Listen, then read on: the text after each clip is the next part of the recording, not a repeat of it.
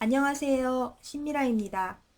이번 시간은 ITK 한글 강좌의 첫 번째 시간입니다. 그래서 본격적인 학습에 앞서서 여러분들이 ITK 한글 시험에서 조금이라도 높은 점수를 얻기 위해서는 어떤 전략으로 시험을 준비해야 하는지, 또 어떤 점들을 유의해야 하는지 살펴보도록 하겠습니다. ITK 한글 시험은 1시간 동안 총 3페이지 분량의 내용을 작업해야 하는 시험인데요. 첫 번째 페이지에는 기능평가 1번과 2번을 작성하고요. 두 번째 페이지는 기능평가 3번과 4번의 문제를 작성합니다. 그리고 마지막 페이지에는 이런 형태의 문서를 작성해야 합니다. 그래서 적어도 55분 이내에는 모든 작업을 끝내고 나머지 5분 동안은 최종 점검하는 시간을 가진 후에 답안을 전송하도록 합니다.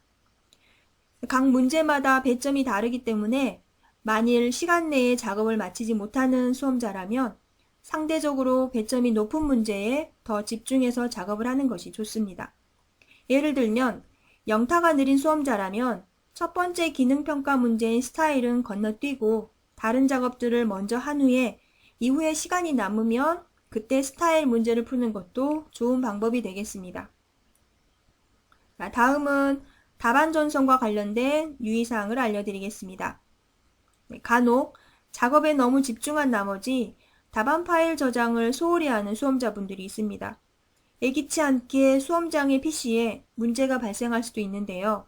이때 파일을 저장하지 않은 책임은 본인에게 있기 때문에 만일의 상황을 대비하기 위해서는 수시로 답안 파일을 저장해야 하고요. 또 답안 전송도 주기적으로 해야 합니다. 그리고 이전 버전에서는 저장을 할 때 블럭을 씌운 후 저장을 하게 되면 그 영역만 저장되는 문제가 있었는데요. 2010 버전부터는 블럭을 씌운 후 저장을 하더라도 선택된 영역만 저장되는 게 아니고 전체 내용이 저장되기 때문에 블럭 저장에 대한 염려는 안 하셔도 될 것 같습니다. 자, 이제는 각 시험 문제와 관련해서 수험자분들이 유의해야 할 사항을 알려드리겠습니다. 기능평가 첫 번째 문제인 스타일 작업에서는 문장 입력이 안 된 상태에서 스타일만 적용하는 것은 0점 처리됩니다. 그래서 반드시 오타 없이 내용을 입력한 후에 스타일을 적용해야 한다는 것 유의하시고요. 자, 표 작업에서는 블럭 계산식을 빼먹거나 표 안의 글자 속성은 바꿨는데 캡션의 글자 속성은 바꾸지 않아서 감점이 되는 수험자분들이 많습니다. 또한 블럭 계산식의 결과값 숫자이거든요. 그래서 그 부분까지 오른쪽 정렬해줘야 추가 감점이 되지 않습니다. 차트 작업에서는 지시사항 외에도 출력 형태를 참고해서 눈금이나 범례와 같은 세부사항까지 정확하게 맞춰줘야 좋은 점수를 얻을 수 있습니다. 수식 작업에서는 각 문제당 20점이 배점되어 있는데요. 부분 점수가 없기 때문에 수식을 입력할 때 오타가 있거나 혹은 출력 형태와 다른 기호를 입력하게 되면 해당 문제는 0점 처리됩니다. 그래서 반드시 출력 형태와 동일하게 작성하셔야 되고요. 자, 그리기 도구 작업에서는 그림이나 글맵 시에 책갈피를 연결하는 하이퍼링크 기능을 적용해야 하는데요. 간혹 지시사항을 제대로 확인하지 않은 채 성급하게 그림에만 무조건 하이퍼링크를 연결하는 분들이 있습니다. 반드시 지시사항을 확인하고 해당 객체에 정확하게 연결하도록 합니다. 문서 작성 능력 평가 작업에서는 두 번째 문단을 작성할 때 들여쓰기를 어떻게 해야 하는지 질문하는 분들이 많습니다. 문단 모양에서 첫 줄 들여쓰기 10포인트 설정해도 되고요. 스페이스바를 이용해서 두 칸 띄어쓰기를 해도 모두 정답으로 처리됩니다. ITQ 한글 시험에서는 각 페이지마다 작성해야 하는 문제가 정해져 있습니다. 기능평가 1의 1번과 2번은 1페이지에, 기능평가 2의 3번과 4는 2페이지에, 그리고 문서 작성 능력평가 문제는 세 번째 페이지에 작성을 해야 하는데요.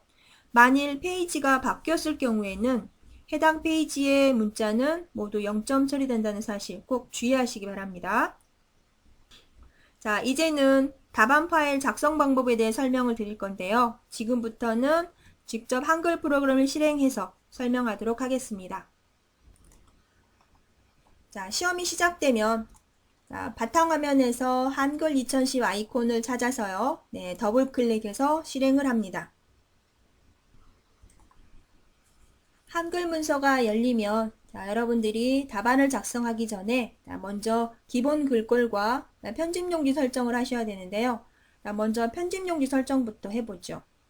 편집 용지를 설정하는 메뉴는 쪽 탭에 목록 단추를 누르면 편집 용지 메뉴 있습니다. 자, 편집 용지 설정하는 단축키 있습니다. F7이에요. 자, 이제부터는 저희가 작업 시간을 조금이라도 단축하기 위해서 되도록이면 단축키를 사용하도록 하겠습니다. 자, 편집 용지 눌러서 편집 용지 대화상자가 뜨면요. 자, 용지의 종류가 A4이고 용지 방향은 세로인지 확인합니다. 그리고 자, 용지 여백 설정에 들어가는데요. 자, 왼쪽과 오른쪽은 11mm고요. 자, 위쪽, 아래쪽, 그리고 머릿말, 꼬릿말은 10mm로 설정을 해야 합니다. 용지 여백을 빠르게 설정하는 방법은 위쪽부터 입력하도록 하는데요. 다음 항목으로 이동할 때는 탭키를 사용합니다. 그리고 여백 값을 입력할 때는 여기 증감 버튼 누르지 말고요. 값 부분을 더블 클릭해서 직접 값을 입력하는 게 조금 더 빨리 입력하는 방법입니다. 자, 위쪽부터 설정해 보겠습니다. 위쪽 값 더블 클릭해서 10이고요. 자, 그 다음 항목 탭키로 이동합니다. 자, 아래쪽 역시나 10mm입니다. 자, 탭키 누르면 이번엔 왼쪽으로 이동하죠. 왼쪽은 11mm고요. 다시 탭키 누르면 자, 오른쪽 11mm고요. 탭키 눌러서 머릿말 10이고 탭키 눌러서 꼬릿말 10입니다. 자, 이렇게 용지 여백 설정이 끝나고 나면 설정 단추 누릅니다. 자, 이번에는 기본 글씨 설정인데요. 자, 기본 글씨 설정할 때는 서식 도구 상자를 이용하면 편합니다. 만일 서식 도구 상자가 보이지 않는다 그러면 자, 도구 상자에 비어있는 곳에서 아무데나 마우스 오른쪽 단추를 누르면 자, 서식이 체크가 되어 있지 않으면 표시가 안 될 거예요. 그래서 서식 체크해서 서식 도구 상자 보이게 합니다. 서식 도구 상자는 저희가 문서 작성할 때 아주 빈번하게 사용하는 도구들이 있기 때문에 표시해 놓는 게 좋습니다. 자, 이제 서식 도구 상자에서 글자 속성 변경하겠습니다. 자, 글꼴은 바탕이고요. 자, 글자 크기는 10포인트입니다. 그리고 글자 색깔 검정이고 양쪽 정렬이고 그 다음에 줄 간격은 160%로 설정합니다. 자, 이렇게 해서 편집 용지와 기본 글씨 설정 끝냈는데요. 자, 이제는 해당 페이지에 문제 번호를 입력합니다. 자, 첫 번째 페이지에는 1번과 2번 문제를 작성합니다. 자, 문제 번호를 이렇게 입력한 후에는 다음 페이지로 커서를 옮길 건데요. 이때는 Alt Shift Enter를 쳐서 구역을 나누도록 합니다. 이렇게 구역을 나누게 되면 세 번째 페이지에 쪽번호를 삽입할 때 불필요하게 다른 페이지에 쪽번호가 표시되는 것을 막을 수 있습니다. 두 번째 페이지에는 3번과 4번 문제 번호를 입력하고요. 다시 Alt Shift Enter를 쳐서 구역을 나눕니다. 세 번째 페이지에는 문제 번호를 입력하지 않습니다. 자, 이렇게 해서 답안을 작성할 준비를 마쳤으면 파일을 저장하도록 합니다. 그래서 파일 탭 눌러서 저장하기 클릭하거나 혹은 Alt+S 단축키 눌러도 되겠습니다. 자, 답안 파일의 저장 경로는 내 문서 아래에 ITQ 폴더에 저장하는데요. 윈도우 7인 경우라면 라이브러리 아래에 문서 아래에 ITQ 폴더에 저장합니다. 자, 답안 파일 이름은 수험 번호를 먼저 입력하고요. 그리고 하이픈 입력하고 성명을 입력하도록 합니다. 그리고 저장 버튼 누르고요. 이렇게 해서 저희 이번 시간에는 ITQ 한글 시험에서 고득점을 얻기 위한 팁 그리고 답안을 작성하는 요령에 대해서 설명을 드렸고요. 다음 시간에는 본격적으로 ITQ 한글 시험에 나오는 각 기능들에 대해서 학습해 보겠습니다.